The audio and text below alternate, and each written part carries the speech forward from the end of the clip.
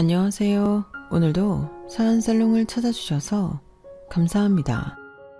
저는 대전에서 평범한 주부로 살고 있는 40대 여성입니다. 여러분은 TV 속 막장 드라마를 좋아하시나요? 왜 막장 드라마는 보통의 인생에서는 일어나기 힘든 자극적인 일들로 구성된 드라마라고 하던데, 저는 그런 막장 드라마 같은 일들을 현실에서 경험한 사람이에요.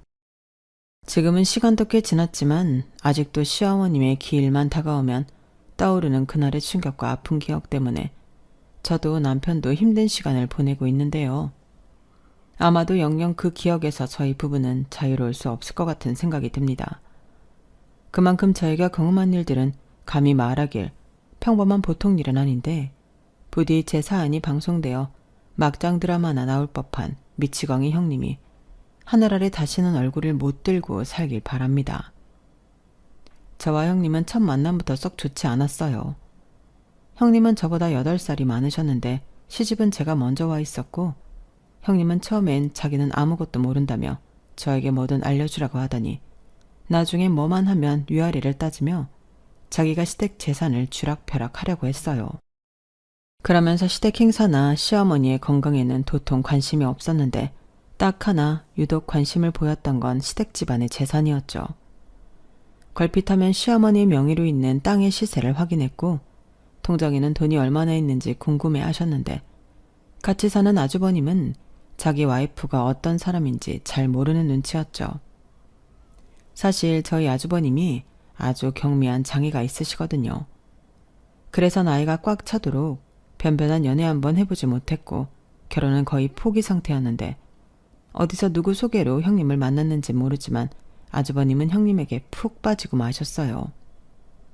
게다가 시어머님도 거의 포기한 첫째 아들이 결혼한다고 하니 이게 무슨 장땡인가 싶으셨고, 형님이 마음이라도 바뀔까 번갯불에 콩 구워 먹듯 아주버님의 결혼식을 진행하셨어요.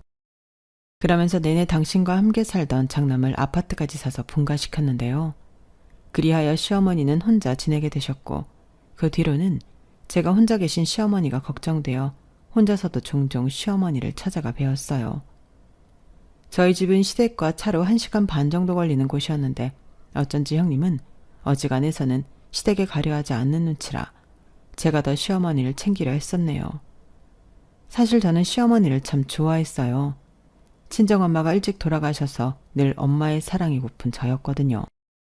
그리고 시어머님도 딸이 없어서 저만 보면 딸 같다고 아껴주셨는데, 그렇게 함께 목욕탕도 다니고 여행도 다니면서 저와 시어머니는 고부 사이를 뛰어넘어 서로를 애틋하게 생각했어요. 그래서 내심 형님이 시집 왔을 때 시어머니의 사랑을 뺏기는 게 아닐까 섣부른 걱정도 했었는데, 오히려 거꾸로 형님은 시어머니와는 잘 지낼 생각이 없는 것 같더군요. 그리고 그건 그것대로 참 속상했어요. 시어머니 사준 아파트가 시댁과 제법 가까웠거든요. 형님은 집에 언제 왔었어요? 집도 여기서 가까운데 도통 왔다 갔다는 말을 못 들은 것 같네. 오긴 뭘 와, 서로 귀찮게. 난 지금이 좋다. 자식들 모두 제짝 만나서 잘 살고 나 아프지 않으면 그걸로 됐지. 뭘 더 바래? 그리고 네가 이렇게 자주 오는데 난 이대로 충분하다. 그건 그렇지만 그래도 가끔은 식구들끼리 얼굴도 보고 같이 식사도 하면 좋잖아요. 그래야 서로 어떻게 사는지도 자연스럽게 알고. 저는 아직 형님이 어떤 사람인지 잘 모르겠어서 그렇게 지내면 좋을 것 같은데. 너도 참 가만 보면 희한해. 다른 집들은 동서간에 별로 얼굴 보고 싶지 않다고 한다는데 넌 형님이 보고 싶어? 보고 싶다기보다 자주 봐야 빨리 친해지죠. 저 혼자 며느리 생활이 길었잖아요. 그건 그렇다만 그래도 얼마나 다행이냐. 솔직히 난 제호 저거 장가 못 갈 줄 알았어. 그래서 내가 평생 끼고 살아야 하나 별 걱정을 다 했는데. 에이, 왜요? 우리 아주버님이 어디가 어때서요? 착하지, 성실하지. 인물도 그만하면 개천에서 욕났죠. 솔직히 인물은 영진 아빠보다 아주버님이 더 낫잖아요. 어머, 얘 말하는 것 좀 봐? 우리 종호가 어디가 어때서? 그리고 인물은 제호보다는 종호가 더 나아. 시어머님은 혼자 지내시는 게 편하다고 하셨지만 제가 시댁에 갈 때면 한시도 말씀을 멈추지 않으셨어요. 사소한 이야기부터 당신 고민거리까지 저에게 모두 털어놓곤 하셨는데, 어떤 날은 동네 아주머니 뒷담화를 하느라 동이 트는 것도 몰랐던 적도 있을 정도였죠. 그리고 사실 저희 시어머니는 장애가 있는 아주버님보담도 더 큰 상처가 있으셨는데요. 그래서 동네에서도 소문이 그다지 좋지 않았어요. 그건 바로 남봉꾼 시아버님 때문이었죠. 남편 말을 빌리자면 시아버님은 단 하루도 여자가 없던 날이 없었다고 했어요. 그리고 제가 시집을 왔을 때도 시아버님은 밖에서 다른 여자와 살림까지 차려 시어머니와 따로 살고 있었는데요. 시어머니는 무엇 때문인지 이혼은 절대 해주지 않겠다고 고집을 피우고 계셨어요. 그래서 가끔 시댁에 가면 살림살이가 부서져 있거나 시어머니 몸에 상처가 있을 때도 있었는데, 그럴 때면 어김없이 시아버님이 집에 와서 자기 재산을 달라고 횡포를 부리고 간 날이었죠. 아마도 시어머님은 재산만큼은 지켜서 자식들에게 남겨줘야 한다는 일념으로 이혼도 하지 않고 버티신 것 같았는데, 그러던 어느 날 날벼락 같은 소식이 저희 부부에게 날아왔고, 저는 시아버지라는 작자의 뻔뻔함에 주먹을 불끈 쥐었어요. 허인숙 씨 가족이시죠? 여긴 땡땡땡 병원 응급실인데요. 지금 허인숙 씨가 머리를 크게 다치셔서 긴급 수술 중이신데요. 아버님이 동행하셨지만 지금 아버님도 충격이 크셔서 가족분이 병원으로 오셔야 할 것 같아요. 저는 전화를 받고 너무 놀라 남편에게 말해 황급히 연락이 온 병원으로 달려갔어요.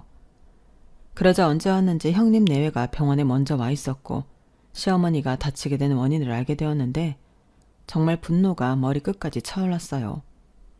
아버지, 이게 무슨 일이에요? 아버지 또 엄마 몸에 손댔어요? 아니야, 난 아무 짓도 안 했어. 그냥 내 통장만 가져가려고 했는데 저 옆엔 내가 죽어도 못 준다고 나를 붙들어서 내가 잡지 말라고 뿌리쳤는데, 자기가 혼자 넘어졌다. 그래서 머리를 다친 건데 이건 나도 억울하지. 나랑은 상관이 없는 거잖아. 그러게 순순히 내놓으라고 했을 때 내놨으면 좀 좋아. 미련한 사람 같으니라고. 지금 상황을 이렇게 만드시고 그런 말이 나와요? 도대체 아버지는 언제 정신을 차릴 건데요? 엄마가 그 통장 왜 안 주려고 하는지 정말 모르세요? 그 통장 저 주세요. 그 통장이 이름만 아버지 거지. 안에 돈은 다 엄마가 모으신 거잖아요. 시끄러워. 네가 뭘 안다고 그래. 저 사람 무식해서 자기 통장 하나 만들 줄 모르는 그런 여자야. 한 번 사는 인생 내가 저런 무식한 여자랑 살다 죽어야겠냐? 됐고, 난 급한 볼 일이 있어서 이만 갈 테니까 이젠 니들이 네 엄마 챙겨라. 아버지, 설마 엄마 저렇게 만들고 아버지는 그 여자 만나러 가는 거예요? 안 돼요. 절대 못 가세요. 엄마 깨어나기 전까지는 아버지도 그 여자 못 만나요. 뭐야? 네가 뭔데 내 자유를 구속해? 남편은 시아버지의 말과 태도에 꼭지가 완전히 돌아버렸어요. 원래 화를 잘 내는 성격은 아닌데 시아버지의 일관된 태도가 남편을 자극했고, 결국 아주버님이 말리는데도 남편과 시아버지는 몸싸움까지 하고 말았어요. 그리고 잠깐의 틈을 타 시아버님은 통장을 가지고 도망을 가셨는데요. 남편이 얼마나 분했는지 나중에 눈물까지 흘리더라고요. 저는 그 모습에 그저 남편 손만 잡아줬는데, 집마다 사연이 없는 집은 없다고 저는 남편이 그렇게 안쓰럽게 보였어요. 그 사이 아주버님은 시어머님이 깨어나지 못할까 초조한 눈치셨고, 그에 반면 형님은 제 착각일 수 있는데 그다지 걱정이 없어 보였는데요. 그렇게 긴 시간 끝에 수술을 마친 시어머니는 결국 골든타임을 놓쳐서 의식을 회복하지 못하셨어요. 수술을 했던 의사 선생님은 할 수 있는 건 다 했는데 일단 경과를 지켜봐야겠다고 하셨고, 그러면서 유감스러운 얼굴로 시어머니가 깨어나신다고 해도 사고 부위가 머리인 만큼 높은 확률로 후유장애가 남을 수도 있다고 하셨는데, 그 순간 저는 하늘이 무너지는 것 같았죠. 시어머니와 깔깔거리며 떠들었던 때가 바로 엊그제였는데 이젠 그런 것도 할 수 없다고 생각하니 왈칵 눈물이 쏟아졌어요. 그리고 그때 분명 작아서 잘 들리지는 않았지만 내내 아무 말도 하지 않고 있던 형님이 혼잣말을 하셨고, 누가 보면 자기 엄마인 줄 알겠네. 아주 열려나셨어. 라는 말이 제 귀에 제대로 꽂혔어요. 그 순간 어찌나 소름이 끼치던지 저는 두 눈에 물기가 가득한 눈으로 형님을 쳐다봤고, 형님은 그런 저를 똑바로 쳐다보더니 이내 예상하지 못한 말을 꺼냈어요. 어머니도 참 그래. 돈 들고 있어봤자 아버님이랑 저렇게 싸우시는데 그냥 미리 자식들한테 나눠줬으면 이런 일도 없잖아? 안 그래 동서? 그나저나 이젠 깨어나도 수발될 사람이 필요할 텐데 어쩌면 좋아. 동서, 나는 미리 말하는데 난 비위가 약해서 어머니 병습을 못 들어. 그러니까 동서가 도맡아서 할 거 아니면 어디 요양시설이라도 알아보자. 아, 이렇게 될 거. 그냥 아버님이 달라고 했을 때 그 통장 주고 마시지. 이게 뭐야? 나랑 동서만 힘들고. 형님, 저는 그렇게 생각 안 해요. 형님이 시집 온 지 얼마 안 돼서 잘 모르시니까 그런 말씀 하시는 건데, 그동안 아버님이 가져간 것들도 많고 지금 갖고 계신 재산은 전부 어머님 혼자 모으신 거라고요. 형님이라면 그런 돈을 순순히 내어줄 수 있겠어요? 어머님은 당신이 가진 거 잘 지켜서 저희한테 나눠주실 생각이셨을 거예요. 어머 동서, 지금 나보다 시집 빨리 왔다고 손이인 나를 무시하는 거야? 나는 그냥 이 상황이 싫어서 동서한테 솔직한 내 마음을 말한 것뿐이야. 사람 무한하게 뭘 그렇게 정색해? 아, 기분 더러워. 자기야, 난 이제 집에 갈래. 어차피 여기 있는다고 뭐가 달라지는 것도 아니잖아. 에란씨, 그러지 말고 조금만 더 있다가 엄마 보고 가자. 나는 엄마 보고 싶은데. 자기는 몇 살이야? 남자가 결혼을 했으면 자기 식구를 챙겨야지. 진짜 실망이네. 알았어. 그럼 나 혼자 갈게. 됐지? 형수, 꼭 여기서 그러셔야겠어요. 형수는 저희 엄마가 걱정되지도 않으세요? 도련님, 지금 저한테 시비 거는 거예요? 제가 괜히 그래요. 동서가 사람 기분 나쁘게 말을 하니까 여기 있기 싫은 거죠. 형님, 제가 언제요? 이 봐봐, 눈을 아주 동그랗게 뜨고 덤비잖아. 됐어, 나는 갈 테니까 알아서들 해요. 형님은 그렇게 기분이 나쁜 티를 팍팍 내고 병원을 나갔어요. 그리고 중간에서 어쩔 줄 몰라 하는 아주버님에게 남편은 시어머니가 깨어나시면 전화를 할 테니 형님이랑 같이 가라고 아주버님은 보냈고, 아주버님은 얼굴 가득 울상을 짓고는 형님 뒤를 따라갔어요. 그리고 거기에 남겨진 저희 부부는 그날 밤을 새우며 시어머님이 깨어나길 빌고 또 빌었는데요. 시어머니의 의식은 일주일이 지나도 돌아오지 않았어요. 저와 남편은 맞벌이라 계속 병원에 있을 수가 없었고, 결국은 한 사람씩 연차를 써가며 시어머니 곁을 지켰는데, 설상가상으로 통장을 들고 사라진 시아버님까지 연락이 되지 않으면서 문제가 더 심각해졌어요. 경위가 어찌되었건 두 분이 실랑이라다 일어난 사고였기에 경찰에서는 경위 조사를 위해 시아버님을 찾았고, 그렇게 시아버님이 행방불명 되었다는 걸 알게 된 저희 부부는 어떠한 의심도 없이 시아버님이 통장을 들고 잠수를 타셨다고 생각했는데요. 그렇게 며칠이 지나고 정말 기적처럼 시어머님이 깨어나셨는데, 아무래도 의사 선생님의 말씀처럼 후유증이 남았는지 말씀을 하시지 못하셨어요. 그저 눈동자만 움직이며 저를 알아보는 것 정도였는데 그것도 꼭 보름만이었네요. 저는 너무 기뻐 남편에게 전화를 했어요.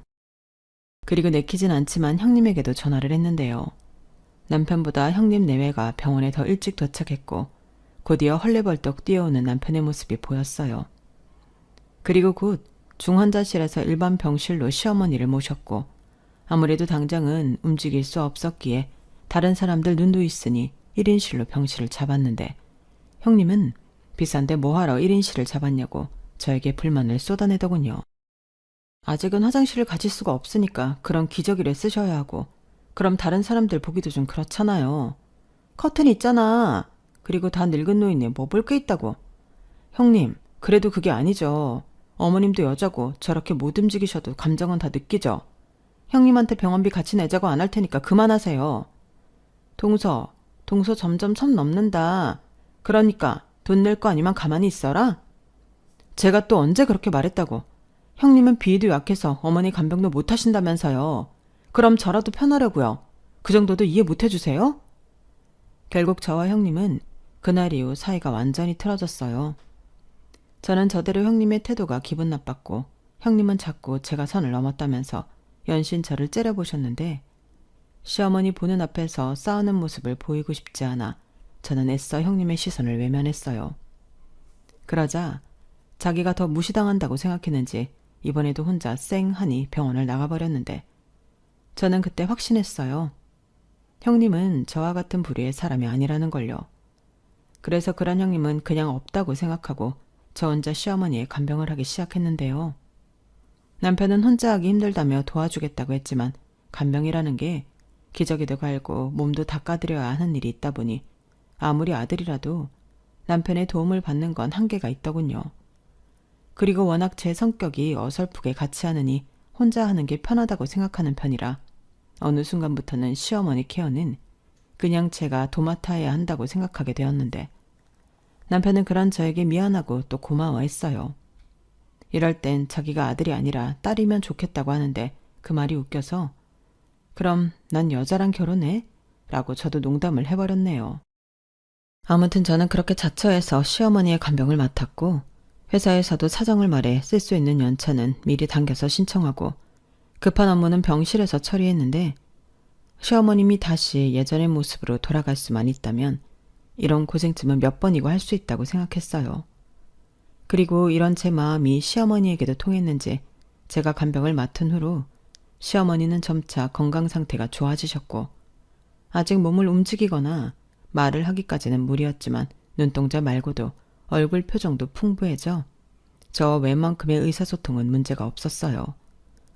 그 사이 남편은 경찰서를 오가며 행방불명된 시아버지를 찾고 다녔는데 솔직히 시아버님을 찾는다기보다 시아버님이 가지고 간 통장을 찾아다녔어요. 그 통장을 찾아서 시어머니에게 돌려드릴 생각이었죠. 하지만 생각보다 시아버님 찾는 건 어려웠고 답답한 남편은 급기야 형님과 아주버님에게 도움을 청했는데요. 형님의 표정이 좋지 않았어요. 그러니까 도련님 말은 사람을 시켜서 아버님을 찾겠다는 거예요? 네, 이왕이면 아버지랑 같이 사는 그 여자 쪽을 캐보는 게 더 빠를 것 같아요. 그래, 네 말 들으니까 그쪽이 더 빠를 것 같네. 예전에 엄마한테 그 여자가 한번 걸린 적이 있어. 거기서부터 캐달라고 하면 되겠다. 자기야 잠깐만. 도련님, 저는 반대예요. 그렇게 사람 찾아주는 사람들이 돈을 얼마나 달라고 할지도 모르는데 우린 형편도 어렵고 솔직히 꼭 그래야 하나 싶은 생각이 드네요. 어차피 그 통장 아버님 명이잖아요. 이미 다 써버렸을 수도 있고 도망까지 가신 분이 그걸 여태 갖고 계시겠어요? 헛돈 쓰지 말고 우리 이 얘기는 없던 걸로 해요. 막말로 경찰이 찾겠죠. 우린 기다리면 그만인데. 형님, 아무리 그래도 아버님이 지금 어디에 계신지도 모르잖아요. 물론 어머니 돈이 제일 걱정이긴 하지만 저는 아버님도 걱정이에요. 그리고 이참에 그 여자랑 정리하게 되면 어머니도 더 큰 스트레스 받지 않아도 되고. 동서가 참 뭘 모르네. 남녀가 눈이 맞아서 살림까지 차렸음 끝난 거야. 정리? 무슨 수로 정리할 건데? 그냥 깔끔하게 이혼하는 게 더 나은 건 몰라? 가만 보면 어머님도 미련하고 여기 식구들도 미련해. 나 같으면 어머니한테 당장 정리할 거 정리하고 이혼하라고 할 텐데. 에란씨, 그건 에란씨가 뭘 모르는 거야. 정리할 게 뭐가 있어? 다 엄마 재산인데. 오히려 아버지가 이혼하면서 엄마 재산 달라고 할 것 같아서 우리도 그런 말을 못하는 거야. 어머, 지금 자기 동생 있는 자리에서 나한테 면박 준 거야?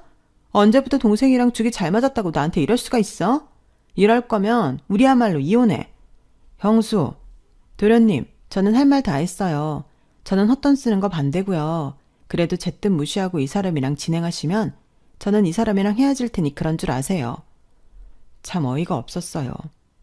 혼자만 그렇게 이기적일 수가 없었는데 남편은 한숨을 쉬며 사람 사는 일은 좀 더 생각해보자고 아주버님에게 말했어요. 괜히 아주버님은 곤란하게 하고 싶지 않은 남편의 마음이 느껴지더군요. 그리고 그러는 사이 건강이 많이 좋아졌던 시어머니에게 문제가 생기기 시작했고 잦은 발작과 심한 두통을 호소하는 날도 많았는데 언제 그런 걸 준비하셨는지 모르지만 한 변호사가 병실로 찾아와 어머님에게 위임을 받고 준비해뒀다며 재산 상속에 관한 문서를 저에게 보여줬어요. 그리고 저희 부부와 형님 네가 모였고 워낙 시골에 살고 계셔서 이렇다 할 재산은 없었지만 그래도 유일하게 돈이 될 만해서 형님이 침을 흘렸던 200평 땅은 형님과 아주버님에게로 갔고 저희 부부에게는 시어머님이 지내시던 집 한 세를 주셨는데 딱히 재산에 욕심을 가진 적은 없었지만 자기가 갖고 싶어하던 땅이 자기네 것이 되자 환호하는 형님을 보니 이유 모를 분통이 치밀었어요. 그러자 형님은 기세등등하게 콧대를 세우며 분해 죽겠는 저에게 그러더군요. 동서, 아무리 동서가 착한 척 오만한 짓을 해도 장남은 내 편이야. 당연히 집안의 가장 좋은 재산은 장남이 가져오는 게 맞는 거지. 안 그래? 왜? 그렇게 옐로 코스프레 하더니 손이 찐 게 작아서 서운해? 저는 여우 같은 형님의 말에 아무런 말을 하지 않았어요. 제가 아니라고 해도 믿지 않을 것이 분명했으니까요. 하지만 이 역시 시어머니의 뜻이라면 저도 어쩔 수는 없다고 생각했는데 저도 제 마음 깊은 곳에 무언가 바라는 마음이 있었는지 서운한 마음이 스멀스멀 밀려왔어요. 당신 많이 서운해? 아까부터 표정이 영 좋지 않네. 아니 그렇잖아. 내가 그 땅을 받고 싶어서 그런 게 아니라 왜 그 땅을 형님네한테 주실 수가 있어. 형수가 예뻐서 그러겠어. 형 때문에 그러셨겠지. 자기도 알잖아. 형이 장애가 있어서 취직을 해도 정규직은 어렵고 병원 갈 일도 더 많으니까 많은 재산을 주고 싶으셨겠지. 그런데 솔직히 나도 좀 놀라긴 했어. 은행 업무도 잘 못 보는 엄마가 언제 그런 걸 변호사 통해서 준비를 하셨지? 당신이 하기 어려우니까 그러셨나 보지. 가만히 갖고 있다가는 어떻게 될지 모르니까. 근데 그 땅 이번에 도론한다고 개발력이 있다고 동네 슈퍼 할머니가 그러셨는데 뭔가 억울해. 그랬어. 하긴 나도 아무렇지 않다고 하면 거짓말이야. 솔직히 고생은 자기가 다 했는데 자기 입장에서는 충분히 그럴 수 있지. 근데 우리는 그 땅 없이도 잘 살 수 있잖아. 만약 우리가 그 땅을 받았다고 해도 형수가 가만히 있겠어? 분명 우리 그 땅 때문에 많이 힘들었을 거야. 난 오히려 잘 된 것 같아. 자기도 우리 엄마한테 뭔가 바라고 잘해드린 건 아니잖아. 그럼 사람을 뭘로 보고. 그냥 막상 재산 얘기가 나오니까 기분이 나쁘다고. 그냥 무시하자. 우리가 여기서 열려면 형수랑 다를 게 없잖아. 집이라도 받은 게 어디야. 안 그래? 난 오히려 엄마 흔적이 많은 집을 받아서 감사해. 자기도 솔직히 그렇잖아. 형수한테 집을 줘봐. 자기 안 서운해? 엄마 손때 묻은 것들 거기 다 있는데. 저는 남편의 말에 얼굴이 화끈거렸어요. 마치 저도 시어머니의 진심보다는 그런 물질적인 것에만 혈안이 되어 있던 것 같았거든요. 그리고 잠시였지만 그런 마음을 가졌다는 게 시어머니에게도 죄송하고 남편에게도 미안했는데 그렇게 생각하니 신기하게도 그 땅에 미련이 생기지 않았어요. 사람의 욕심이 마음이 반인 건지 마음을 바꾸니 저는 다시 원래 저의 모습으로 돌아올 수 있었네요. 그리고 형님은 자기가 원하는 걸 받아서 그런지 평소에는 잘 오지도 않던 병원을 걸핏하면 찾아왔고 한 번은 시어머님이 약에 취해 잠이 드셨는데 그때 형님이 저에게 밖에 나가 자기가 긴 이야기를 할 말이 있다고 저에게 잠깐 나갔다 오자고 했어요. 제가 딱히 형님이랑 단둘이 나눌 말이 없었는데 형님이 할 말이 있다고 하니 시어머님이 주무시기도 해서 병원 1층 카페로 형님과 나가서 대화를 나눴어요. 그날이 형님과 제가 둘이 따로 대화를 나눴던 첫날이었는데 형님은 대뜸 저에게 동서, 이번에 우리가 받은 땅 말이야. 거기에 건물을 올리면 어떨까 하는 생각을 하고 있거든? 혹시 동서도 생각 있어? 생각 있으면 우리 건물 같이 올리자. 아무래도 건물을 올리려면 돈이 많이 들잖아. 우리 사는 아파트랑 자기 사는 아파트 팔고 대출 조금 받으면 가능할 것도 같은데 어때? 라고 말을 하는데 전혀 예상하지 못한 말이긴 했지만 저도 형님에게 그다지 감정이 좋지 않으니 더 들어볼 것도 없이 싫다고 딱 잘라 거절했어요. 뭐? 싫다고? 아니 왜? 이건 좋은 기회잖아. 좋은 기회인지는 잘 모르겠는데 뭐가 됐든 형님이랑 같이 하고 싶지 않아요. 뭐 그렇게 사이가 좋은 동서지간이라고 집까지 팔아서 그런 짓을 해요? 저는 사양할게요. 어머 웃겨? 그래 알았어. 나중에 후회한다고 나한테 매달리지 마. 알겠어? 네 그럴게요. 그럼 하실 말씀 다 하신 거죠? 그럼 저는 병실로 올라갈게요. 형님은 이대로 가실 거죠? 잠깐 동서. 나 아직 할 말 안 끝났거든? 그리고 왜 이렇게 나한테 뻗대는 거야? 나 동서 형님이야. 내가 윗사람이라고. 형님, 저는요 서열보다 그 사람이 그 자리에 어울려야 대접받는다고 생각해요. 솔직히 형님, 아주버님이랑 결혼한 의도도 저는 좀 의심스럽네요. 아주버님 사랑해서 결혼한 거 맞으세요? 그렇게 손윗사람이라고 하시면서 결혼하고 시댁에는 명절 빼고 몇 번이나 가셨는데요. 저는 마치 물 들어올 때 노젓는 것처럼 형님에 대한 불만을 쏟아냈어요.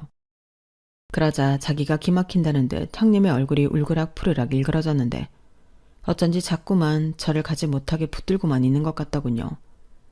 그래서 저는 무슨 꿍꿍인지 모르겠지만 됐다고 하고 시어머님이 주무시는 병실로 올라갔어요. 그리고 제가 병실에 도착했을 때는 뭐가 시끌시끌하면서 소란스러웠는데 제가 얼떨결에 뛰어 시어머님의 병실로 가보니 의사들이 저희 시어머니에게 심폐소생술을 시도하고 있었어요.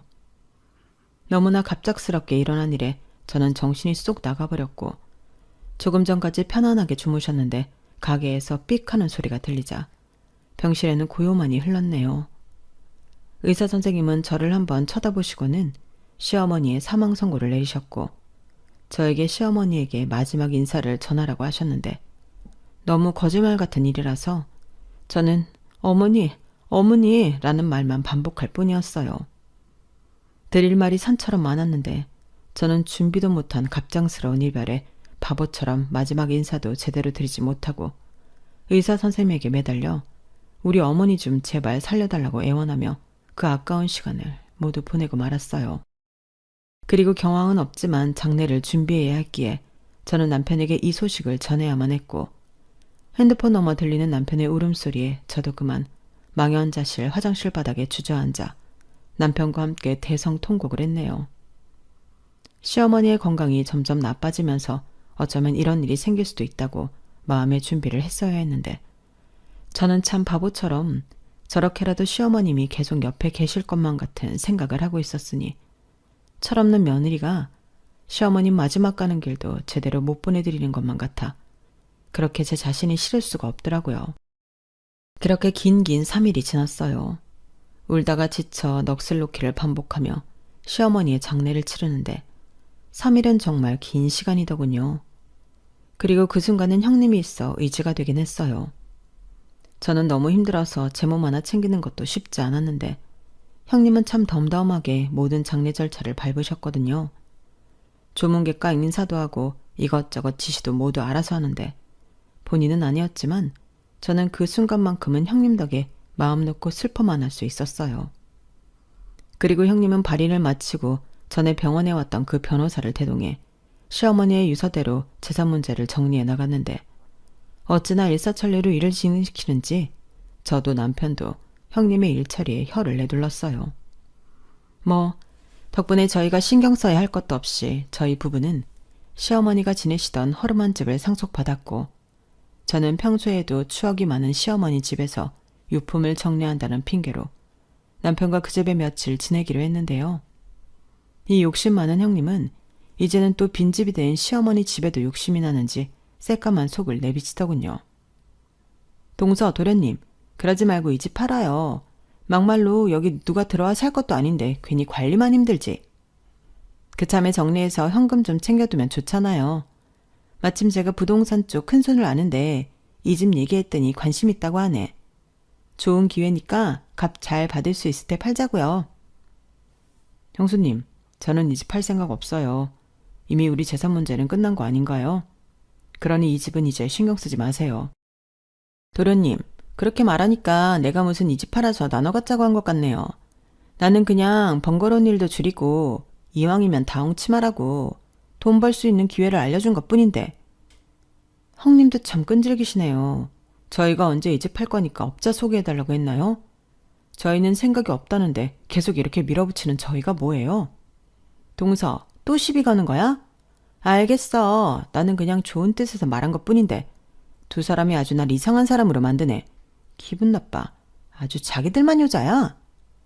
형님은 계속 끈질기게 집을 팔자고 저희 부부를 조르더니 나중엔 자기 뜻대로 되지 않자 기분이 나쁘다면서 툴툴거리며 자기 집으로 돌아갔어요.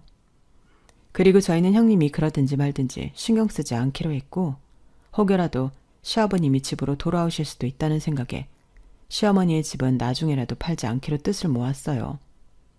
그리고 형님은 단단히 삐치셨는지 저희와는 왕래도 연락도 뚝 끊어버리셨는데요. 나중에 알고 보니까 시어머니의 장례가 끝나고 며칠 후 살던 아파트도 팔고 다른 지역으로 이사를 갔더라고요. 황당했죠. 그래도 가족인데 어떻게 그럴 수 있나 어이가 없었어요. 형님은 몰라도 아주버님까지 그렇게 저희와 연을 끊을지는 몰랐거든요. 그리고 그렇게 1년이 지났어요. 그 사이 시아버님의 행방은 여전히 찾을 수 없었고 남편은 결국 실종신고까지 하게 됐는데요. 처음엔 그 잘난 통장 안 뺏기려고 도망간 시아버지가 미웠지만 남편은 그래도 아버지라고 시아버님 걱정이 많아 보이더군요. 그렇게 시아버님을 기다리는 시간이 계속됐어요. 그러는 사이 저는 저희 집과 시어머님이 지내시던 집을 오가며 관리를 하고 있었고 한 달에 한두 번은 잠도 자고 했는데요. 남편이 그러더라고요. 우리 이 집 정리할까? 아무래도 아버지는 여기 나타나지 않을 것 같고 자기도 두 집 관리하긴 힘들잖아. 우리 영진이 이제 고등학생 되는데 영진이한테도 신경 써야지. 갑자기 왜 그런 생각을 했어? 난 괜찮아. 오히려 이렇게 자기랑 가끔 와서 지내면 별장 같고 좋은데 그리고 이 집 팔면 더는 여기 못 오잖아. 어머니 보고 싶은데 여기도 못 오면 그땐 내가 더 힘들 것 같아. 자긴 그렇게 우리 엄마가 좋아? 솔직히 난 우리 엄마 기억도 별로 없잖아. 나한테는 어머님이 그냥 우리 엄마 같고 그래. 나한테도 엄청 잘해주셨잖아. 고마워. 그래도 자기가 있어서 우리 엄마도 많이 좋았을 거야. 그럼 여긴 그냥 우리가 두자. 나중에 우리 영진이 다 키우고 여기 들어와서 살면 되지. 그래, 그럼 되겠다. 그리고 내가 전부터 저 고무나무 화분이 계속 걸리거든? 이미 죽은 것 같기도 하고. 내가 별짓 다 해봤는데 새잎이 안 나. 내일은 저 화분 좀 정리해놓고 가자. 시어머니가 살던 집에는 꽤 큰 고무나무 화분이 있었어요. 원래 저희 시어머니가 화초 가꾸는 게 취미라 역 안에서는 버리는 식물이 없으셨거든요. 그래서 소질은 없지만 저라도 시어머니의 화분들을 잘 키우고 싶었는데 주인이 떠났다는 걸 아는 건지 집안에서 제일 큰 고무나무가 영 가망이 없어 보였어요. 그래서 다음날 집에 돌아가기 전에 화분을 정리하지 싶어 남편과 둘이 낑낑거리며 화분을 들고 마당으로 나갔는데요. 나무와 화분을 분리하는 순간 저도 남편도 깜짝 놀라고 말았어요. 화분이 어른 허리만 하긴 했는데 무거워도 너무 무거웠거든요. 그런데 그 화분 안에는 흙이 아닌 골드바가 가득 들어 있었어요. 나무는 이미 부리가 잘려 있었는데 아무래도 시어머니가 미리 그렇게 해놓은 것 같더군요. 그제야 이해가 됐어요. 왜 시어머니가 저희 부부에게 집을 유산으로 남겼는지요. 그리고 생전 처음 보는 골드바를 앞에 두고 저희 부부는 어안이 벙벙해 아무 말도 하지 못했는데요. 남편이 화분 안에 골드바를 모두 꺼내는 순간 제 눈에 보인 커다란 글씨에 저는 그만 주저앉아 눈물을 흘릴 수밖에 없었어요. 화분의 가장 밑바닥에는 연습장의 매직으로 우리 현정이 거 로또 1등 당첨 이라고 적혀 있었는데 현장에는 제 이름이었어요. 그리고 스쳐가는 어떤 오래된 기억이 있었는데 그때도 제가 주말에 종종 시어머니를 보러 이 집에 왔었고 사지도 않은 로또 방송을 보며 그냥 지나가는 말로 이런 말을 했어요. 와, 저 1등 당첨된 사람 진짜 좋겠다. 넌 로또도 안 사는 애가 뭘 저런 걸 부러워해. 부러우면 너도 다음 주부터 로또 사. 에이, 저게 될 확률이 얼마나 희박한데요. 그리고 제가 또 운 없기로는 둘째면 서러운 사람이잖아요. 엄마도 일찍 돌아가시고. 넌 뭘 그런 걸 운이라고 해. 하늘에 있는 니네 엄마가 통곡하겠다. 저희 엄마는 좀 그래도 돼요. 7살 때부터 엄마 없이 컸는데 어머니도 생각해보세요. 7살 애한테 엄마가 없을 확률이 높을까요? 있을 확률이 높을까요? 아무래도 있을 확률이 높겠죠? 지금 생각해도 참 한심한 며느리예요. 저걸 농담이랍시고 시어머니 앞에서 떠들었다니.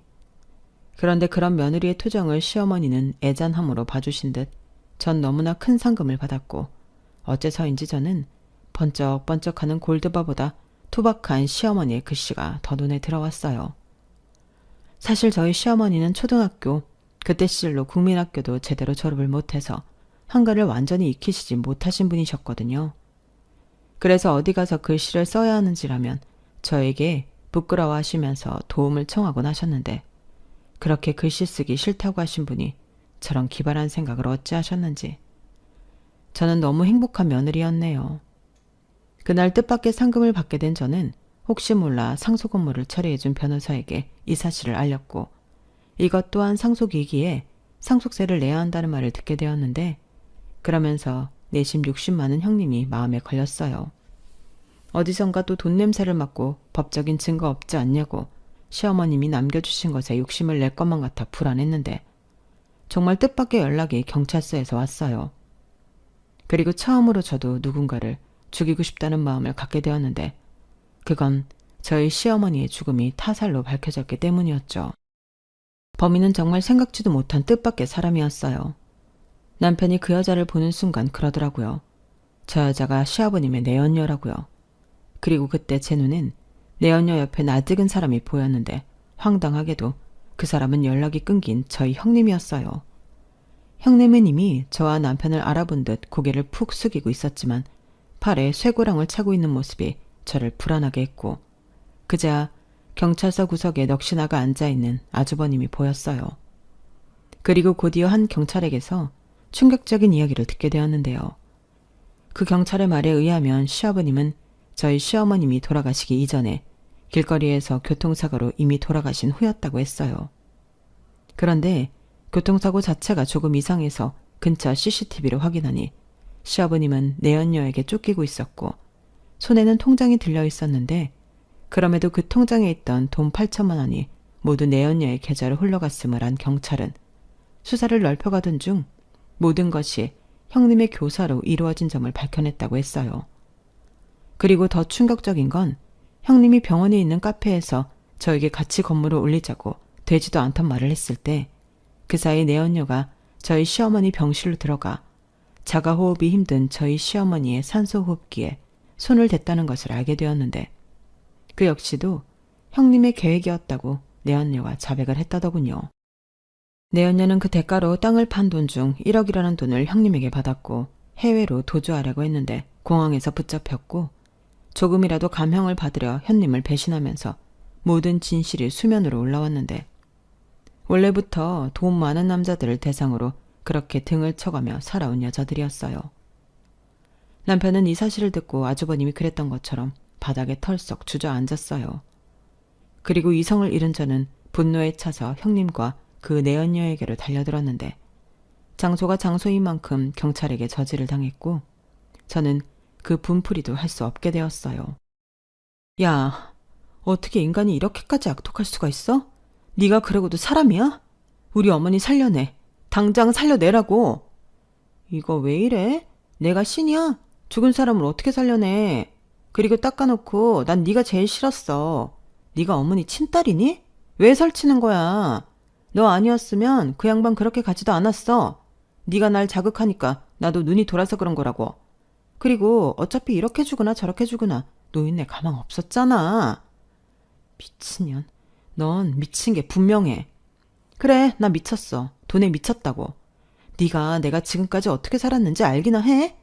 다시 가난하게 살 바에는 그냥 죽는 게 나아. 그러니까 행여 내 손에 들어온 거 다시 빼앗아 가기만 해. 다 내 거야. 내 거라고. 형님이란 여자는 도저히 정상의 모습이 아니었어요. 원래도 조금 이상해 보였는데 그날 경찰서에서 보니 확실하게 돈에 미친 사람이더라고요. 그리고 언제나 후회는 늦다고 생각해보면 처음부터 이상한 게 한두 가지가 아니었어요. 아주버님을 별로 사랑하는 것 같지도 않은데 결혼한 거며 돈에만 욕심이 있을 뿐 식구들과도 전혀 어울리질 않았는데 그럼에도 시아버님 문제에선 너그러웠던 점이 다 꿍꿍이가 있었던 거였죠. 아주버님은 자기가 형님과 결혼하지 않았다면 시어머님이 돌아가시는 일은 없었을 거라며 심한 정신적 충격을 받으셨고 결국엔 병원에 정신과 치료까지 받게 되셨는데 아마도 아주버님 명의로 된 아파트까지 형님은 노리고 있었던 것 같아요. 어쩌면 조금만 늦었다면 아주버님의 신변에도 큰일이 있었을지 모르죠. 그만큼 그 여자는 돈이라면 무슨 짓이라도 할 수 있는 그런 악마였으니까요. 그리고 자기가 뭘 잘못했는지 모르는 그 미친년은 구치소에 수감되면서까지 자기는 억울하다고 자기 손에 들어온 돈을 뺏길까 전전긍긍했는데 어떻게 인간이 저렇게까지 망가질 수 있는 건지 소름이 끼쳤어요. 물론 그 여자가 걱정했던 대로 그 여자가 악랄하게 손에 넣은 돈들은 제 주인을 찾아갔고 결국 구치소에서 그 사실을 알고 그 미친년은 정신 이상 증세를 보여 정신치료도 받고 있다고 하더군요. 그럴 때 보면 우리나라는 참 너그러운 나라인 것 같아요. 아무튼 그 미친년은 종이만 보면 돈이라고 무조건 자기 주머니 속에 넣으려 했고 나중에 그걸 못하게 하자 종이만 보면 먹으려 했다는데 그 말을 듣게 된 저는 그 미친년이 부디 다시는 사회에 나오는 일을 없기를 바라고 또 바랄 뿐입니다. 현재 저희 아주버님은 계속 정신과 치료를 받으며 법적으로도 그 미친년과는 이혼한 상태예요. 그렇기 때문에 더는 그 여자와 엮일 일은 더 이상 없는데 그 여자의 욕심에서 비롯한 저희 가족이 감당해야 하는 아픔은 어쩌면 끝나지 않을지도 모르겠어요. 이 글을 쓰고 있는 지금도 저는 시어머님이 너무 보고 싶어요. 그렇게 허망하게 가실 분이 아니셨는데 끝까지 지키지 못한 제 잘못 같아서 저는 오늘도 죄송한 마음뿐이에요. 만약 저도 저희 가족도 이 지독한 아픔에서 벗어날 수만 있다면 저는 기꺼이 제가 받은 1등 상금도 포기할 수 있을 것만 같은데 시간이 약이라는 그 말이 저희 가족에게도 통하길 오늘도 저는 소원합니다. 저의 이야기는 여기까지예요. 제가 첫 시작을 막장 드라마 이야기로 시작했는데 여러분이 주인공인 그 드라마는 선하고 아름다운 해피엔딩이길 바라며 저의 이야기를 마치도록 하겠습니다. 지금까지 제 사연 들어주셔서 너무 감사해요. 늘 좋은 인연만 함께하는 행복한 시간이시길 진심으로 바라겠습니다. 여러분, 사연 댓글에 응원과 현명한 조언 부탁드려요. 좋아요와 구독은 저에게 큰 힘이 됩니다. 오늘도 좋은 일 가득하세요.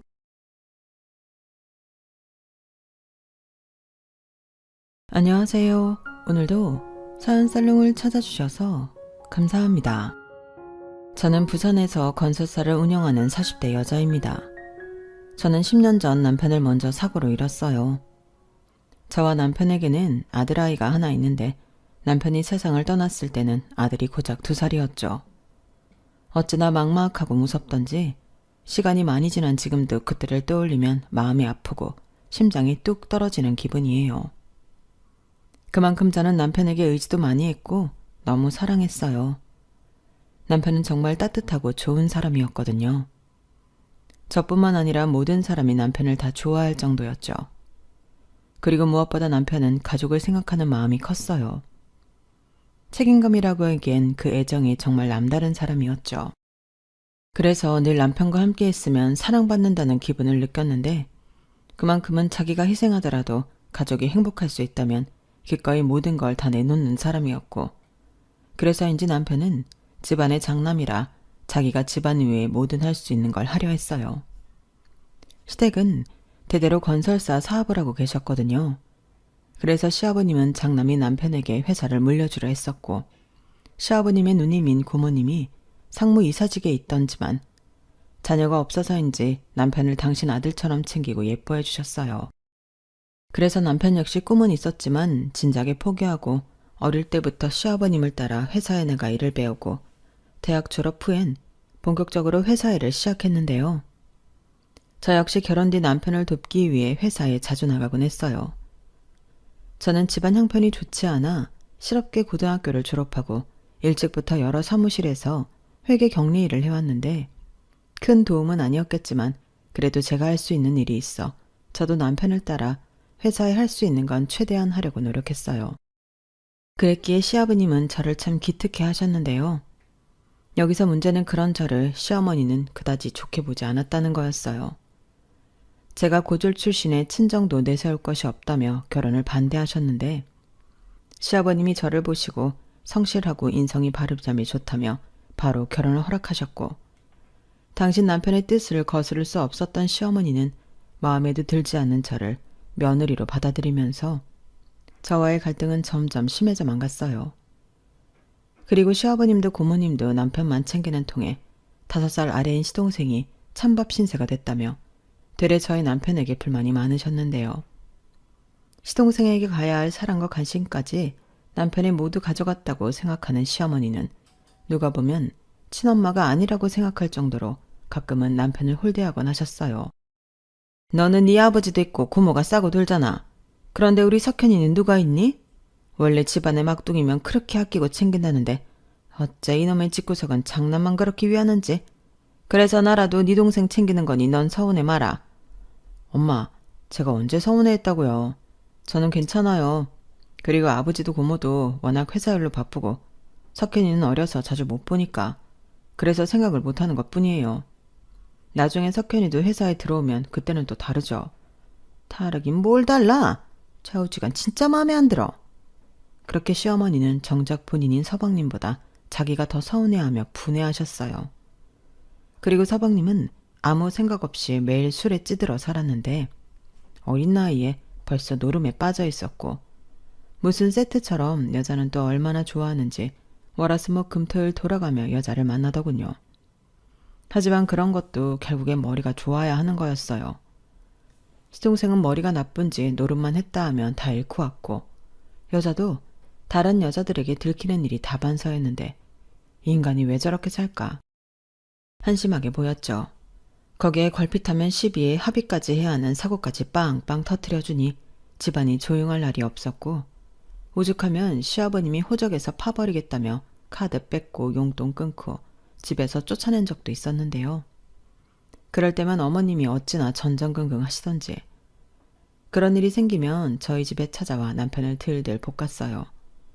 그러면 또 마음이 약한 남편은 자기 동생이라는 이유로 시아버님을 설득해 시동생을 다시 집에 들어갈 수 있게 했는데 그러면 또 시어머니는 언제 애가 달았냐는 듯 남편을 또 보는 둥 마는 둥 하더군요. 그리고 무슨 피해의식은 그렇게 심한지 시아버님이 회사 일로 늘 바쁘셔서 자기를 외롭게 한다며 그런 소외당해서 외롭다는 명분으로 흥청망청 사치스러운 생활을 이어가셨는데요. 결국 터질 게 터지고 말았어요.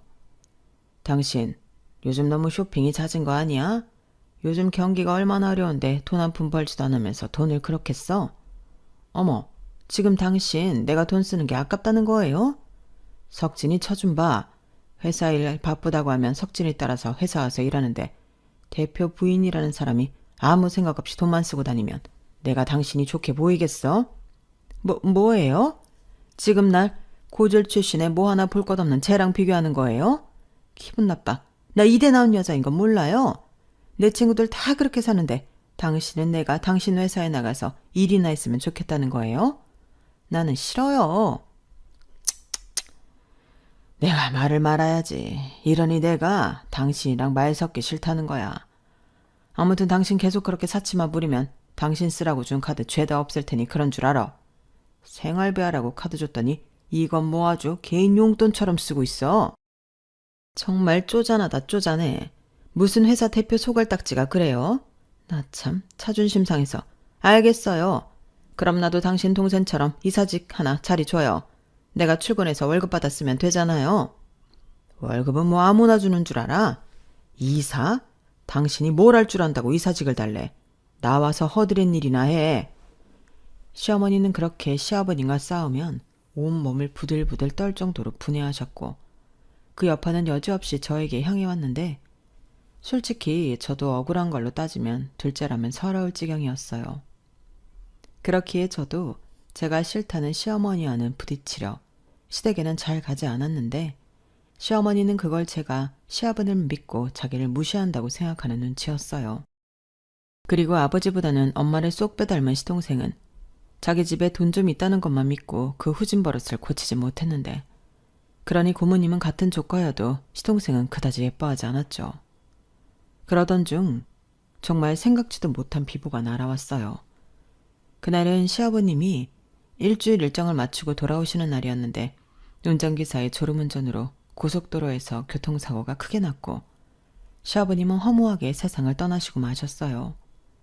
정말 예상할 수 없었던 일이기에 집안과 회사는 날벼락이 떨어진 듯 난리가 났고 고모님은 한동안 대표 대리직을 맡아 회사 경영에 참여하셨는데 이윽고 고모님은 남편에게 대표직을 물려주셨어요.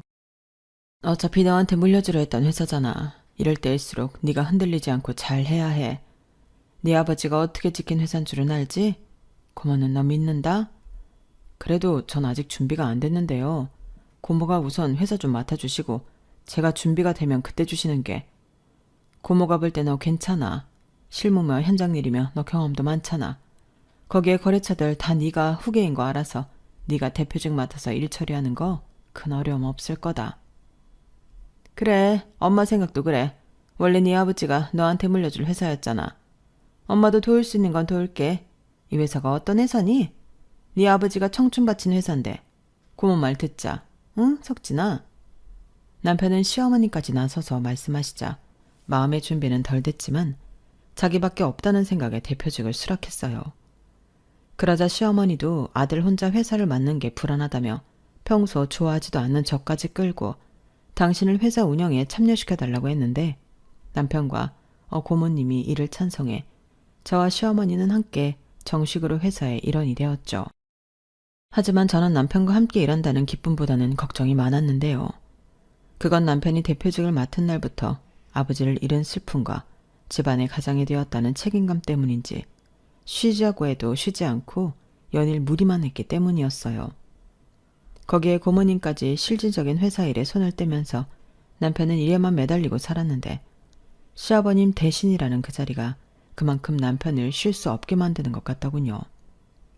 그래서 저는 그런 남편을 옆에서 챙기며 제가 하나라도 더 하려고 노력했는데 그런 와중에 시어머니는 고모님의 직책에 앉아 남편의 등에 빨대를 꽂고 방탕한 생활을 이어가셨어요. 그렇게 3년 넘은 시간이 흘렀고 남편은 10kg 넘게 살이 빠지고 탈모까지 오는 등 점점 힘들어지는데 시동생은 어떤 여자와 속도 위반을 했다며 결혼을 하게 되었고 시어머니는 저 말고 며느리를 한 명 더 보게 되었는데요. 원래 저렇게 인자하고 좋으신 분이셨던 건지 작은 며느리에겐 무한정 애정을 쏟으셨어요. 아, 우리 소진이는 어쩜 뭘 걸쳐도 이렇게 훌륭하냐. 이러니 내가 너한테 뭘 안 사줄 수가 없다. 이것도 입어봐.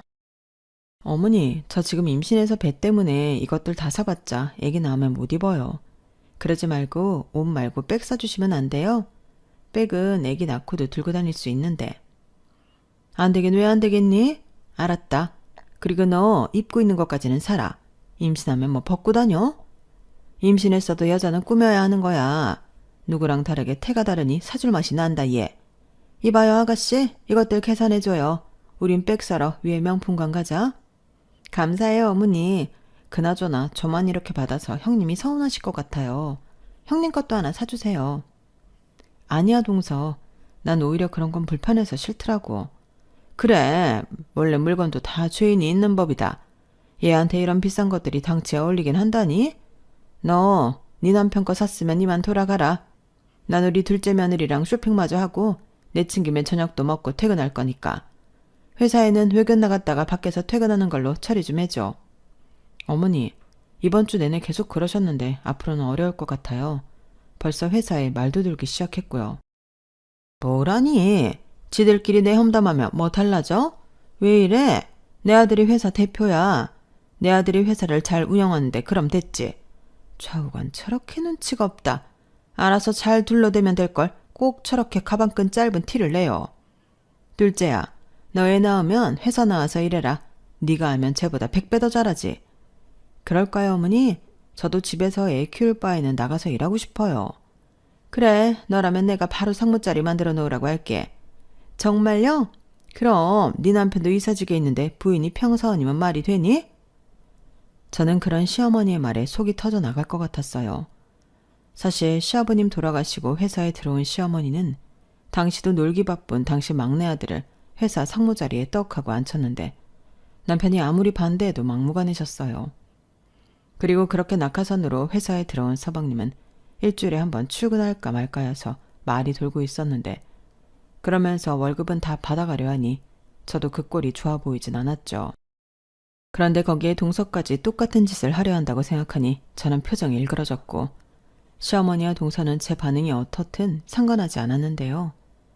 그해 아들을 출산한 동서는 정말로 회사에 낙하산으로 들어와서는 패션쇼 하듯 출근만 하고 밖에 나가 놀기 바빴어요. 그리고 그즈음 저도 기다리던 임신을 했고 남편은 저라도 회사에 그만 나오고 집에서 태교를 하길 원했지만 마음이 불안해서 회사를 쉴 수 없었죠.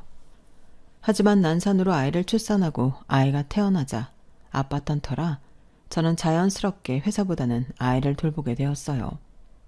그리고 늘 퇴근하고 지쳐 쓰러지기 일보 직전인 남편을 볼 때면 늘 마음이 무거웠는데요.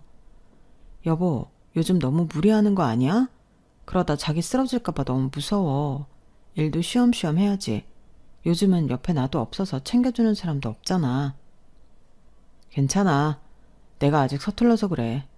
이제 자리 나도 회사 일이 능숙해지고 있으니까 금방 나아질 거야. 그나저나 미안해. 자기 혼자만 고생시키고. 아픈 애 돌본다는 게 얼마나 어려운 일인데 내가 자기 볼 면목이 없다. 무슨 말이야. 자기가 뭐 서방님처럼 노느냐고. 그래, 난 다 이해하니까 그런 생각은 하지도 마. 그리고 우리 아들 꼭 내가 건강하게 만들 거니까 그것도 신경 쓰지 말고 자기는 자기 몸이나 생각해. 내가 바라는 건 그것뿐이야. 회사 사장이면 뭐해. 맨날 이렇게 힘든데. 알겠어. 이번에 현장 시공 끝나면 우리 그때 세 식구 여행이라도 다녀오자. 정말? 나 너무 기대된다. 꼭이다. 꼭. 남편은 그날 오랜만에 해맑게 웃으며 저에게 약속까지 했어요. 그리고 저도 우리 가족여행만 기다리며 고된 병원 생활을 견뎠는데요. 그러던 어느 날 날벼락 같은 소식이 전해졌어요. 회사에서 남편이 쓰러져 있었다고 했는데 이미 누군가 발견했을 때 남편은 의식이 없었고 그대로 세상을 떠났다고 했는데 사인이 말로만 듣던 과로사였어요. 듣기만 했지 정말로 과로로 사람이 죽을 수 있다고 생각하지 못한 저는 그 말이 다 거짓말처럼 느껴지더라고요. 하늘이 무너진다는 그 말이 그때 무슨 말인지 알게 된 날이었어요. 그리고 그날은 내내 여행 갈 생각에 들떠있다 지옥 끝까지 떨어진 듯한 그런 날이었죠. 남편은 떠나고 아이는 아프고 시댁 식구들이 있었지만 어느 누구도 의지가 되지 않았으니 그 불안함은 말로 표현할 수 없었고 다행인지 시어머니가 어떤 사람인지 아는 고모님이 회사로 돌아오셨는데 그러면서 시어머니와 고모님 사이엔 대표직을 두고 불꽃 튀기는 싸움이 시작됐어요. 하지만 저와는 상관없는 일이었죠. 오히려 저는 남편이 회사 일을 하다 과로로 떠났는데 그것보다 자신들이 대표 자리에 앉겠다고 싸우는 모양새에 보기가 싫었는데요. 고모님은 그런 저에게 찾아와 남편 대신이라고 생각하고 자기를 도와달라며 도움의 손을 내미셨어요. 이런 말 어떻게 들릴지 모르지만 난 이럴 때일수록 나를 도와야 한다고 생각해. 시어머니가 어떤 여잔지 알지? 그런 여자한테 회사를 맡기면 우리 석진이가 고생하고 노력한 게 다 물거품이 되는 거야. 내가 자식이 있어 손주가 있어. 나를 도와. 그럼 내가 도울게. 너도 살아야지. 자식 생각 안 해? 저는 고모님의 말에 정신을 차릴 수밖에 없었어요. 고모님 말대로 아들을 키우고 살아야 했으니까요.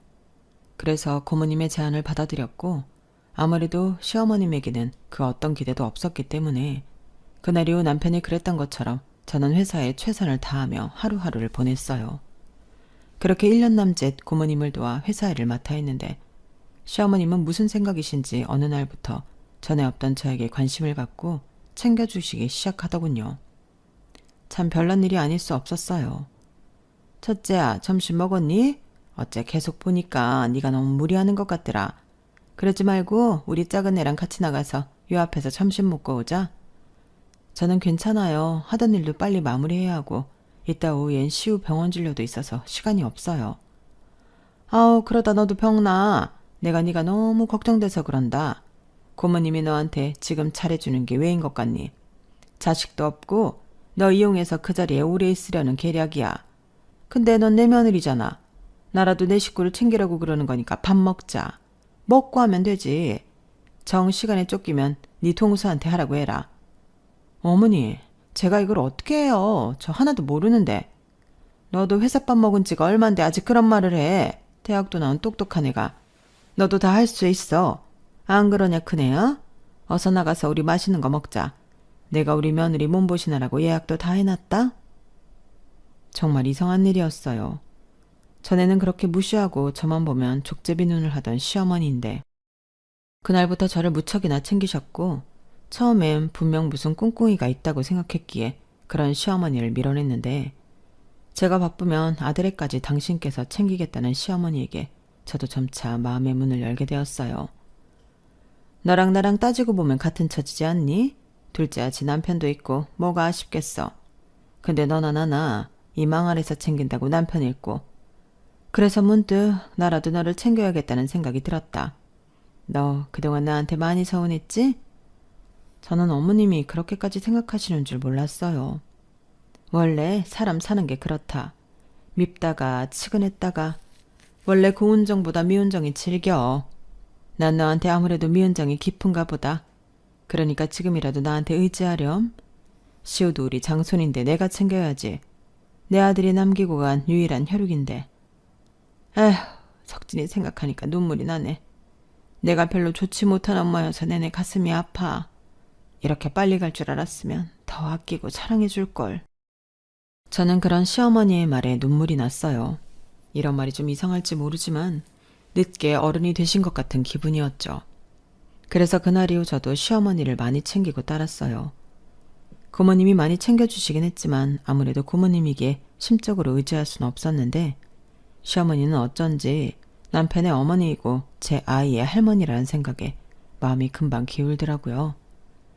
그리고 고모님은 무리한 사업 확장을 감행했다 회사에 큰 손실을 입혔고 그 책임을 져야 했기에 회사 주주로서만 남고 고모님의 동의하에 대표직은 시어머니에게 넘기게 되었어요.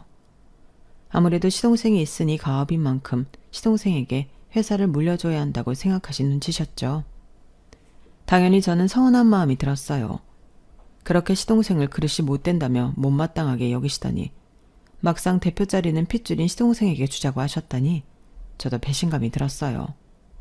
하지만 저 역시 배신이라면 배신인 게 고모님은 말씀으로는 이해하신다고 했지만 자신이 아닌 시어머님을 따랐던 제가 예뻐 보이진 않으셨겠죠. 그리고 그렇게 대표직에 앉으신 시어머님은 저에게 기대도 하지 않던 제안을 하셨는데요. 그 말을 듣고 어찌나 놀랐던지 지금 생각해도 피가 거꾸로 솟는 것만 같네요. 내가 요 근래 생각이 참 많다. 대표라는 자리가 정말 쉬운 게 아닌 것 같아. 그래서 요즘은 네 시아버지랑 네 남편 생각이 너무 많이 나. 너랑 나만 있으니 하는 말이지만 석현이 걔가 대표를 맡을 깜냥이 안 되잖아. 아무리 가업이라고 해도 시우도 있고 난 내 다음 대표는 네가 맡았으면 한다. 한 10년 고생 좀 해. 그럼 내가 너한테 대표직 무슨 일이 있어도 넘겨주마.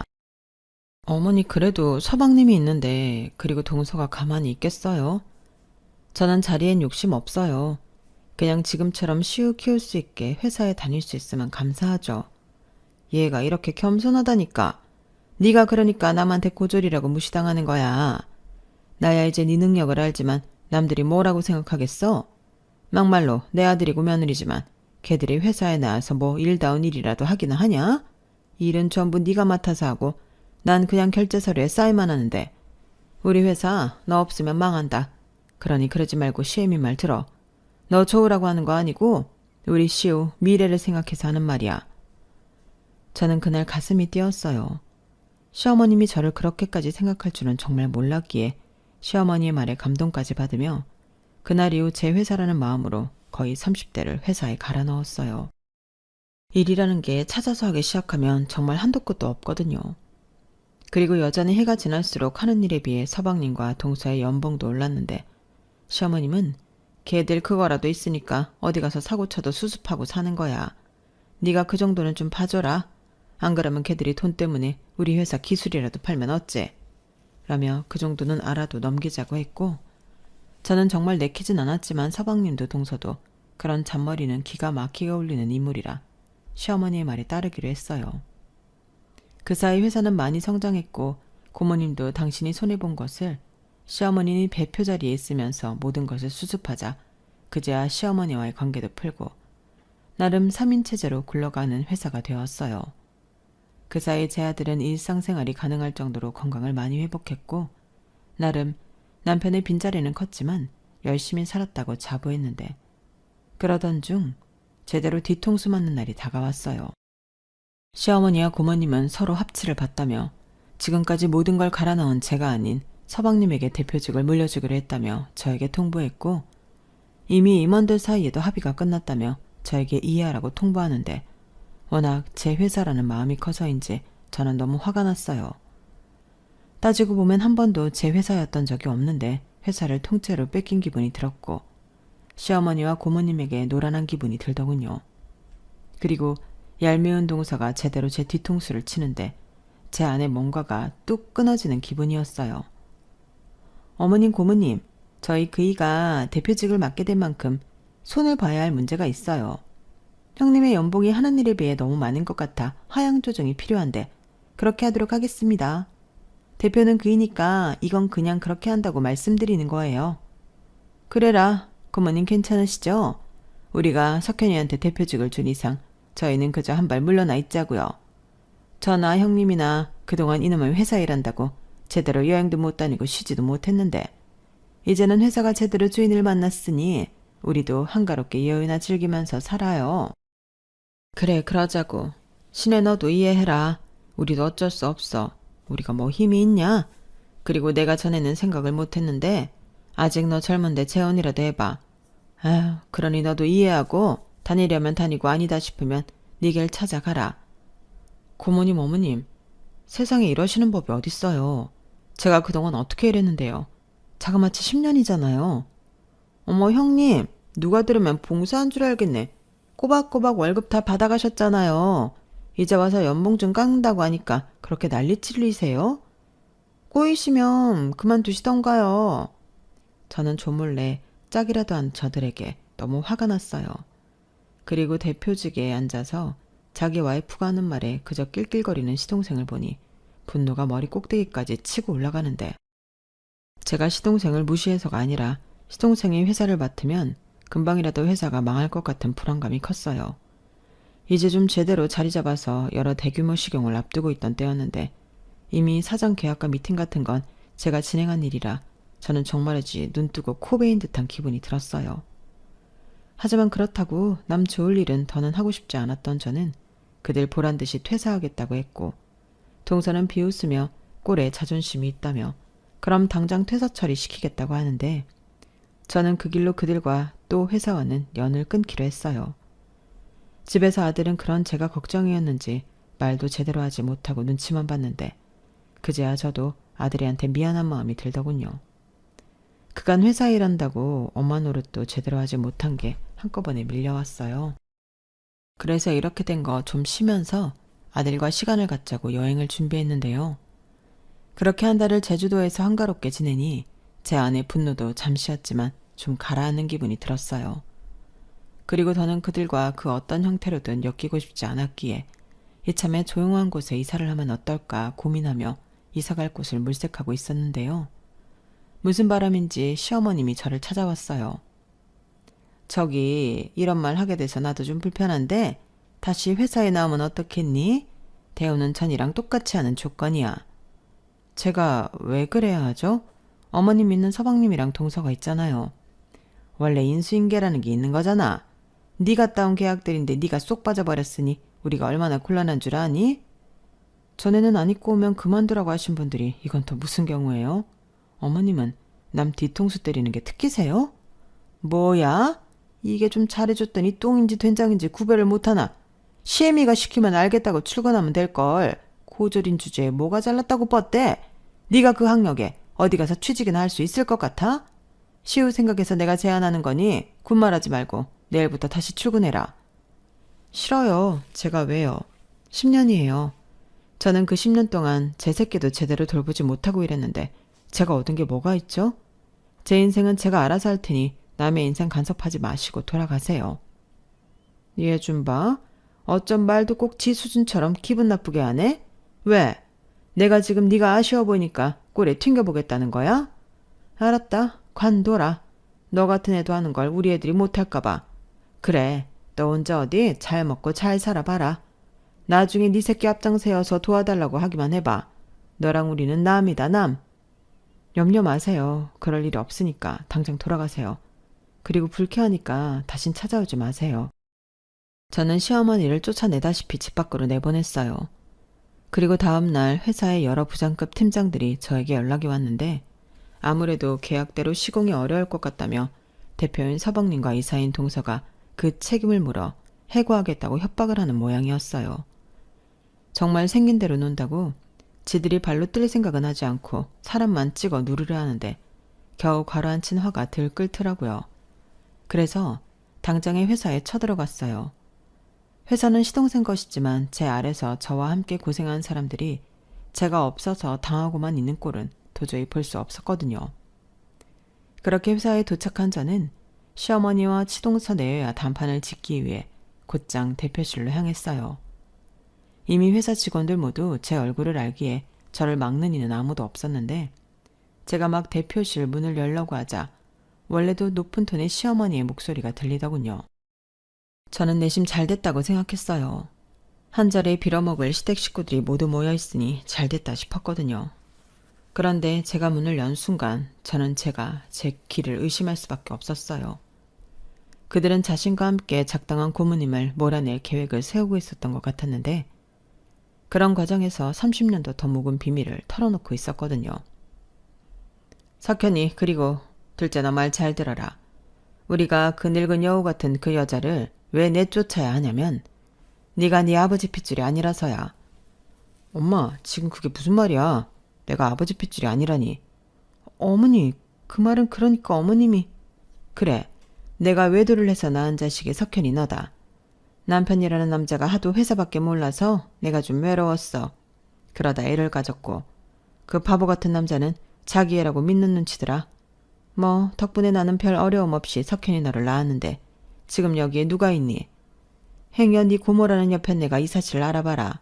시우 그거한테 이 회사 준다고 난리칠 게다. 그 전에 우리가 그 여편네를 아주 쫓아버려야 해. 어머니, 정말이세요? 저는 꿈에도 몰랐어요. 어떻게 그런 어마어마한 비밀을 30년이나 넘게. 그러다 형님이라도 이 사실을 알면. 그건 걱정하지 마라. 내가 혹시 몰라서 가서 회사 출근 다시 하라고 했더니 아주 질색을 하더라. 우리랑은 아주 연 끊고 살고 싶어하는 눈치였어. 그러니 그년이 찾아올까봐 걱정하지 않아도 돼. 이젠 정신 똑바로 차리고 회사 운영이나 잘할 생각하라고. 우리 장손을 생각해야지. 엄마, 그래도 그렇지. 형도 엄마 자식이잖아. 근데 어떻게 형수한테는. 으이그 모자란 놈. 네 형이 내 아들이면 내가 그러겠니? 네 형은 네 아버지란 인간이 첫사랑이니 뭐니 하는 여자한테서 낳은 자식이야. 네 고모랑은 그걸 다 알면서 나나 너를 무시한 거라고. 그래서 나도 똑같이 대갚아준 것뿐이니까 형이니 형수니 그런 말 다신 꺼내지 마. 와, 우리 어머니 진짜 존경스럽다. 정말 대단하세요. 여보, 우리 이렇게 된 거 이 회사 다른 사람들이 넘보지 못하게 잘 끌어가자. 나도 그러고 싶어. 근데 내가 뭐 아는 게 있어? 그리고 여기 사람들 죄다 형수 따르는 사람들이라 통제도 안 되는 거 엄마도 자기도 잘 알잖아. 그럼 이참에 싹 다 잘라. 그리고 경력 있는 사람들만 다시 뽑아서 새로 운영하자. 엄마도 이 회사에서 10년 넘게 일했어. 웬만한 건 이 엄마가 다 하니까 엄마 믿고 너는 무조건 그 자리나 잘 지켜. 네 고모라는 인간이 또 어떻게 뒤통수를 칠지 모른다니까. 맞아요. 저는 지난번에 고모님이 형님 등에 칼 꽂는 거 보고 엄청 놀랐잖아요. 무서운 사람이라고 생각했어요. 저도 어머니 의견에 동의해요. 저도 뭐든 할 테니까 어머님은 아무 걱정 마세요. 역시 내 머리가 뚝 부러지지. 그나마 네가 있어 내가 마음이 놓이는 거야. 네 남편 보자 잘해라. 이제야 마음이 좀 가벼워지는 것 같다. 장애물도 모두 치워버리고 나도 좀 아들 덕 보고 편하게 살고 싶다. 어머니 걱정하지 마세요. 자기야 잘할 수 있지? 그야 그러고 싶지. 근데 난 영 불안하네. 왜? 저는 더는 그 인간들의 대화를 듣고 있을 수 없었어요.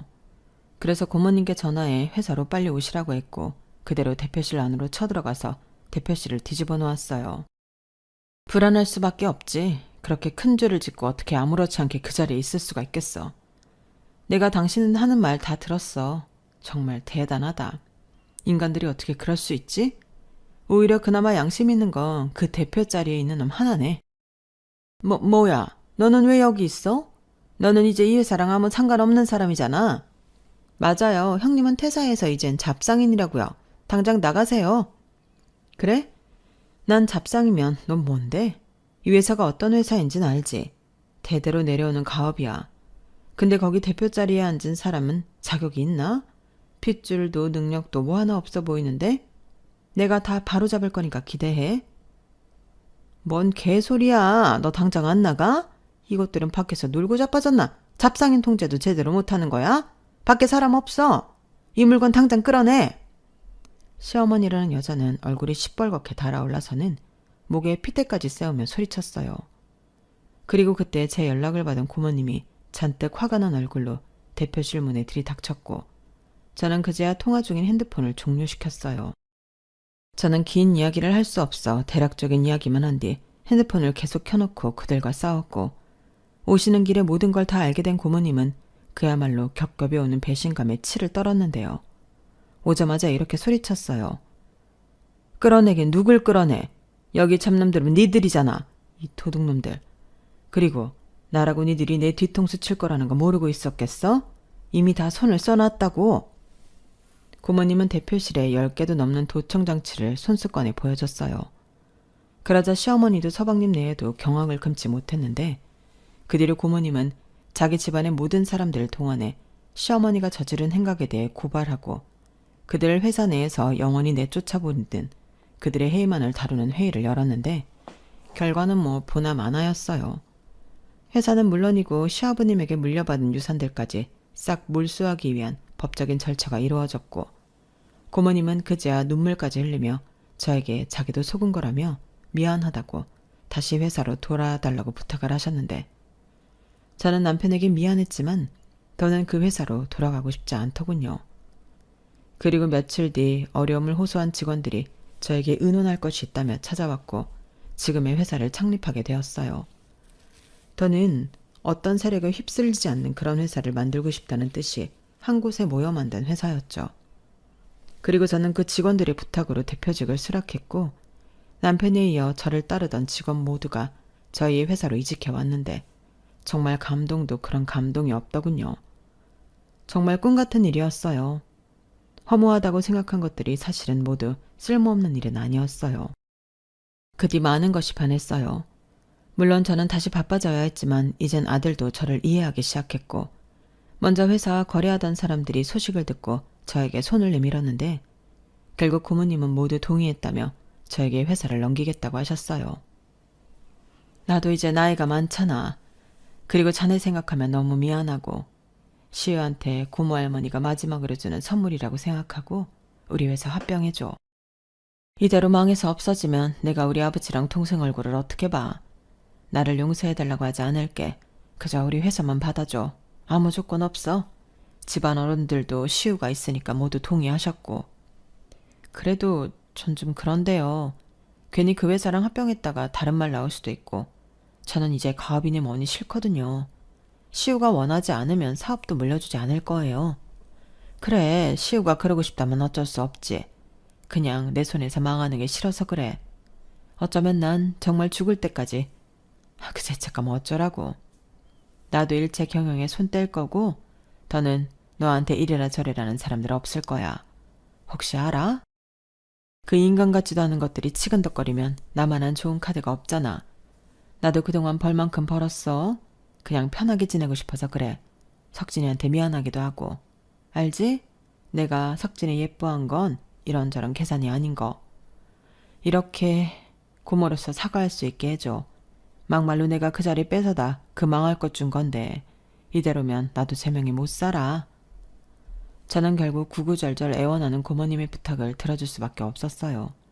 그리고 합병으로 더욱 커진 회사를 맡게 된 저는 몸이 10개라도 부족할 정도로 바빴는데 그럴 때마다 정신없이 바빴던 남편의 모습이 떠올랐어요. 그래서 저는 아무리 바빠도 먹는 것과 쉬는 걸 아끼지 않았고 그런 가운데 아들과 시간을 보내려 짬짬이 시간을 냈어요. 저는 아들과 오래오래 살고 싶거든요. 그렇게 조금 고생을 하니 어느덧 회사의 체제는 자리가 잡히기 시작했어요. 아무래도 경력과 노하우가 많은 임원직들이 저와 함께해준 덕분이었죠. 그리하여 회사는 감사하게도 아직까지 건재하고 그렇게 정신없이 일을 하며 지내왔는데요. 정말 어이없게 1년 전 다시 보고 싶지 않은 뻔뻔한 시어머니와 동서라는 인간이 구걸이라도 하듯 저를 찾아왔어요. 얘아가, 내가 염치 없는 건 아는데 그래도 우리가 한 가족으로 살아온 시간이 있지 않니? 비록 내가 키우진 않았지만 석진이는 내 아들로 호적에 올렸고 또 내 손으로 키웠어. 그러니 그 정을 생각해서 우리 아들 좀 도와줘라. 형님 잘못했어요. 제가 형님이 시키시면 뭐든 할게요. 그러니까 저희 좀 도와주세요. 저희 지금 그 인간 때문에 큰일 나게 생겼어요. 도대체 여기가 어디라고 와서 이래요? 무슨 일인지 모르겠지만 알고 싶지도 않고요. 당장 나가세요. 우리 그렇게 쫓겨나고 그놈이 그래도 살아보겠다고 사업을 시작했다. 그러다가 빚만 지고 쫄딱 망했고 지금은 수백까지 떨어져서 빚쟁이한테 쫓기고 있어. 너 잘 나가잖아. 그 정도 돈 쓰는 거 아무것도 아니잖아. 네가 아무리 부정해도 우린 법적으로 가족이다. 우리 좀 도와다오. 가족이요? 가족 같은 소리 하네. 당신들이 나한테 한 짓을 생각해요. 그게 가족한테 할 짓인가요? 고모님 부르기 전에 당장 꺼져요. 그러게, 능력도 안 되면서 무슨 욕심을 그렇게 내요? 자기 분수를 알아야죠. 많이 배우면 뭐해요? 인간이 못 됐는데. 저는 사이좋게 제 다리를 붙잡고 서정하는 그들을, 직원들을 불러 밖으로 내쳤어요. 그러자 악에 바쳤는지 제 회사 앞에서 온갖 욕설을 퍼붓고 떠났는데, 그 뒤 사람을 시켜 어떻게 됐는지 알아보니 동서는 자기한테 피해가 올까봐 조카 아이만 데리고 이혼해 잠적해버렸다고 하더군요. 시동생도 빚쟁이 때문에 잠적하고 동서도 이혼해 잠적한 가운데 시어머니는 반쯤 미쳐 길거리를 떠돌다 사람들의 신고로 시설로 갔다는 것 같은데, 평생 그렇게 당신이 지은 죄값을 치르며 사셨으면 좋겠다고 생각했어요. 분명 이러한 저를 보고 독하다고 생각하시는 분들도 계시겠지만, 저는 저보다도 그런 여자를 어머니라고 믿고 떠난 남편을 떠올리면 도저히 그 여자가 용서가 되지 않아요. 저는 알고 있었거든요. 장남으로 책임을 다하는 그 순간에도 서방님처럼 어머니의 관심과 애정을 받고 싶어 하던 남편의 마음을요. 그래서 저는 더 그 여자가 불행했으면 좋겠습니다. 그리고 지금의 환경에 저는 정말 감사할 따름이에요. 지금 생각해보면 남편이 회사를 잘 꾸려왔기 때문에 훌륭한 직원들이 저를 지탱해 준 것이고, 그렇기 때문에 지금의 회사와 제가 있는 게 아닌가 싶거든요. 그리하여 저는 앞으로도 더 열심히 한 가족이라는 생각으로 회사를 잘 꾸려나가고 싶어요. 저희 회사에 다니는 모든 사람들이 행복했으면 좋겠거든요. 그리고 저 역시도 아들과 행복하게 살고 싶은 바람인데요. 이 기회를 빌려 기꺼이 저를 따라 어려운 결정을 해주신 분들에게 감사의 인사를 전하고 싶습니다. 부디 저의 노력이 꼭 많은 분들의 행복으로 이어지길 바라며 제 이야기를 여기서 마치도록 할게요. 지금까지 제 사연 들어주셔서 대단히 고맙습니다. 다가오는 봄처럼 여러분의 인생에도 따뜻한 봄이 찾아오길 진심으로 바라며 이 글을 마치도록 하겠습니다.